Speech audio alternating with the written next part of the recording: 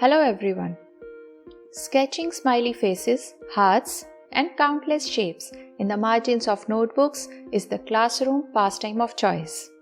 Earlier, teachers and parents have regarded doodling as an idle endeavor that distracts from the learning process.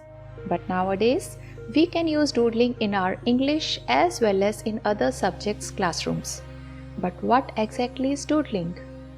Doodling has been defined as drawing and scribbling aimlessly. It is basically learning through drawing. It can be done with black pens or with different color sketch pens. It is a very useful tool. Researchers have discovered that doodling can actually inspire creativity, engage students academically, and help to hold their attention. Even the best of the teachers is not going to be able to hold every single individual or student's attention all the time. So different presentations appeal to different students, which is why individualized education has received so much of attention. For the students whom a lesson fails to engage, it helps them to sharpen their memory, destroys their boredom, and help to keep the children engaged. In literature, we teach about many authors and poets, but children find it very difficult to remember all the life history of poet or writer. Using this doodling method, children will find it easy to remember the sequence and they will enjoy doing it by themselves. Let's see this example. This is doodling of life history of William Shakespeare, who was an English playwright, poet and actor.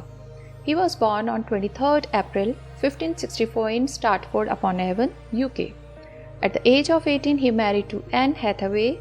He began his successful career in London as an actor and writer. He has written 17 comedies, 10 histories, 38 plays and 150 short and long poems. Isn't it easy to remember now? Let's see the next usage in English classroom. Children can create their own comic strips with simple images and shapes. The dialogues and different sounds can be shown in bubbles. In this example, teacher can give some important topic to the student upon which children write the dialogues like saving trees or helping environment. It is also very beneficial for reading comprehension too.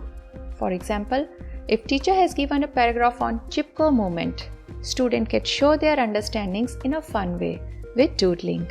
It helps them to make logical inference from it, determine central ideas or themes of a text, and summarize the key supporting details.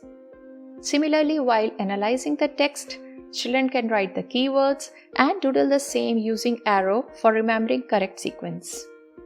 While teaching poetry, this tool is very useful. Stanza-wise, children can doodle CSI card. CSI means color, symbol and image.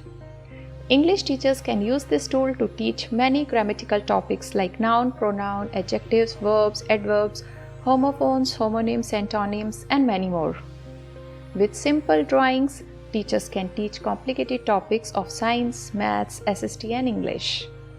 Doodling activates the visual senses to help further engage the brain. At the end, I would like to say, use this tool to make language more interesting and enjoyable. Thank you.